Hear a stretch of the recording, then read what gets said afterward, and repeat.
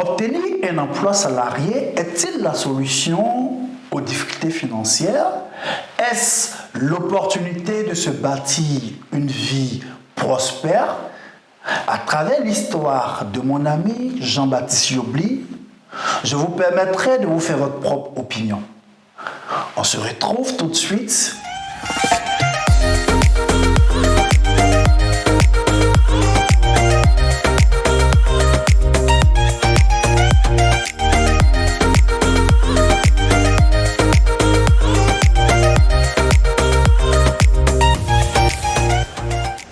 Je suis Christian Kobou et bienvenue sur la chaîne des salariés entrepreneurs. Cette chaîne où je donne des conseils, où je partage des méthodes qui vous permettront en tant que salarié d'accroître et diversifier vos revenus.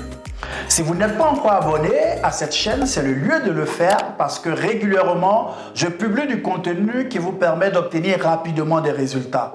Et dans la description de cette vidéo, j'ai préparé une mini-formation pour vous. C'est un cadeau que vous avez en téléchargement libre. C'est une mini-formation intitulée « Le Coco Carré », la méthode qui vous permet de choisir en toute sérénité une activité génératrice de revenus sans prendre de risques. Alors, dans cette vidéo, il est question de poser la problématique de l'emploi, de poser la problématique du salariat, qui est, selon certaines personnes, la clé pour obtenir le succès financier. Je vais vous parler d'une histoire vraie. C'est celle de Jean-Baptiste Yobli, un ami, qui est le troisième fils d'une fratrie de 15 enfants. Jean-Baptiste est le fils de Henri Yobli, ex-instituteur à la retraite et qui avait 3 épouses. Jean-Baptiste n'a pas vraiment grandi dans l'opulence, mais dans une éducation stricte donnée par un père qui tenait coûte que coûte à l'instruction pour ses enfants. Il a pris donc la peine de scolariser tous ses 15 enfants. Et ce qu'il leur disait, c'était « Travaillez à l'école et demain vous serez riche. Travaillez à l'école et demain vous ne vous priverez de rien parce que vous serez riche. » Jean-Baptiste a grandi dans cet environnement. Et Dieu merci, à force d'efforts, il était un brillant élève qui a fait un parcours sans faute. Sa matière de prédilection, c'était les mathématiques. Naturellement, après le baccalauréat série C, il a voulu continuer en sciences mathématiques et il a terminé finalement à l'ENS, qui est l'école normale supérieure, afin d'être professeur de mathématiques. Jusque-là, tout va bien. 8 ans après sa vie de salarié, Jean-Baptiste fait un bilan. Il se rend compte que tous ses rêves sont loin d'être en train de se réaliser et que ça fait déjà 8 ans qu'il est salarié. Ça fait déjà 8 ans qu'il est professeur de mathématiques dans cette ville de l'intérieur du pays, de la Côte d'Ivoire. Et quand il fait son bilan financier, son compte bancaire est au rouge. Puis, il est endetté. Jean-Baptiste se rend compte que ses illusions, ses rêves, autrefois, ses rêves se sont transformés en illusions. Il se met à douter de la promesse que lui faisait son père qui lui disait « Travaille bien à l'école et un jour tu pourras tout offrir. » Jean-Baptiste est déçu. En plus, aujourd'hui, dans sa famille, dans son entourage, on lui donne l'étiquette d'avare. Il a même entendu parfois dire le monsieur qui porte toujours le même pantalon. Jean-Baptiste n'aime pas cette vie. Il ne comprend pas pourquoi lui qui était brillant à l'école, il ne comprend pas pourquoi lui qui avait aucun secret pour les LN, logarithmes népériens, pour l'exponentielle, pour les dérivés. En gros, lui qui maîtrisait les mathématiques et qui était destiné, selon les promesses de son père, à être riche, malheureusement, tu se retrouves sans le sou. Alors, la question qu'on a amené à se poser, c'est est-ce qu'il est vrai qu'obtenir un emploi est gage de succès financier.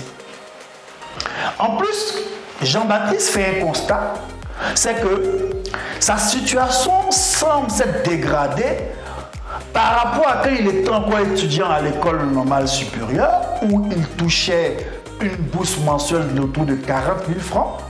Aujourd'hui, son salaire est 10 fois plus que sa bourse, mais il ne parvient pas à joindre les deux bouts. Bien au contraire, sa situation semble se dégrader.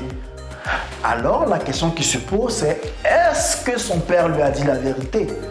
Est-ce que obtenir un emploi est gage de sécurité financière? Cher ami salarié entrepreneur, pose-toi la question. Est-ce que obtenir un salaire a mis fin à tes difficultés financières? Est-ce que obtenir un salaire te permet d'affronter l'avenir avec sérénité? Ou bien depuis que tu es salarié, tu as l'impression que ta situation financière s'est dégradée? Si tu es sincère avec toi-même, certainement tu fais partie de la majorité de ceux qui, après l'obtention d'un emploi, se sont rendus compte que dans notre jargon, dans nos causeries, dans nos plaisanteries, on définit l'emploi comme étant le cycle suivant. Écoutez bien. Emploi, E comme encore, M comme malheureusement, P comme plus,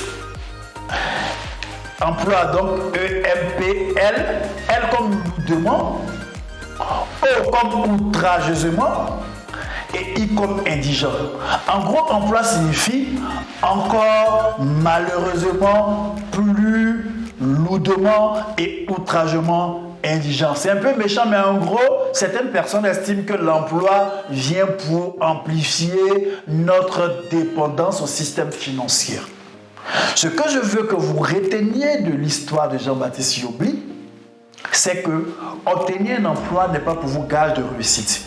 Pourquoi? Parce que on obtient un emploi à la suite d'une formation académique ou professionnelle. Donc, ce qu'on nous apprend à l'école, dans nos écoles classiques, a une seule promesse, c'est de nous permettre d'exercer un métier. On va à l'école pour être bon médecin, pour être attaché de recherche, pour être professeur comme Jean-Baptiste, pour être policier, pour être, en gros, pour avoir un emploi. Mais on ne va pas à l'école pour être forcément riche. Pour être riche, il y a une autre discipline qu'il faut connaître qui s'appelle l'éducation financière. Oui. À la vérité, le père de Jean-Baptiste, M. Henri Yobli, n'a pas menti à son fils. L'école est un moyen qui nous permet d'acquérir les compétences pour avoir un emploi. Mais l'emploi n'est pas une garantie pour être libre financièrement.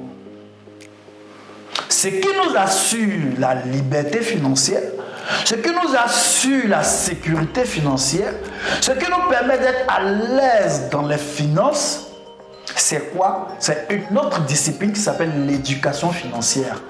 Malheureusement, l'éducation financière ne s'apprend pas à l'école.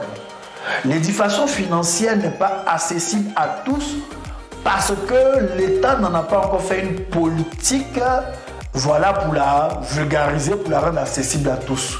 Seulement ceux qui ont compris qu'ils ont besoin d'obtenir l'éducation financière cherchent à l'obtenir et leur vie financière est le reflet de leurs rêves. Jean-Baptiste, tu n'as pas mal fait d'aller à l'école, seulement il t'a manqué l'éducation financière. Si tu penses comme Jean-Baptiste, tu étais en train de regretter le fait d'être parti à l'école, non, tes regrets ne doivent pas être à ce niveau.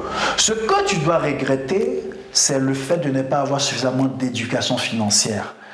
Et si tu prends le pari d'accroître ton éducation financière, j'ai une bonne nouvelle pour toi. Dans les prochaines vidéos, je vais rentrer de fond en comble dans les détails de l'éducation financière de base que tu dois avoir si salarié, tu veux améliorer tes conditions financières. Tu n'as pas péché par ce que tu ne connaissais pas ton travail, mais tu as péché parce que tu n'avais pas assez d'éducation financière. L'éducation financière est une clé que tu dois posséder. C'est une attitude que tu dois adopter et c'est une discipline que tu dois apprendre. Si cela t'intéresse, alors assure-toi que tu es abonné à cette chaîne et ne rate plus aucune capsule des prochaines vidéos qui vont paraître dans les jours à venir. C'était Christian Kobo, votre ami salarié entrepreneur, dont la vocation c'est de vous aider à accroître et diversifier vos revenus. Je le fais à travers des formations, à travers des vidéos, mais aussi à travers mes ouvrages.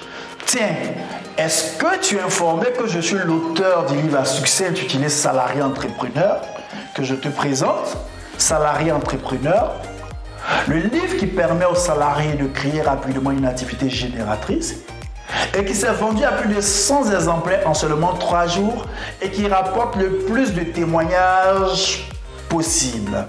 Alors la bonne nouvelle, c'est que tu peux commander ta copie juste dans la description de cette vidéo. Clique sur le lien et mon équipe commerciale se chargera d'enregistrer ta commande. N'oublie pas, rendez-vous pour la suite de cette vidéo, de cette capsule, de cette série où nous parlerons d'intelligence financière ou mieux d'éducation financière. C'était Christian Kobo, à très vite.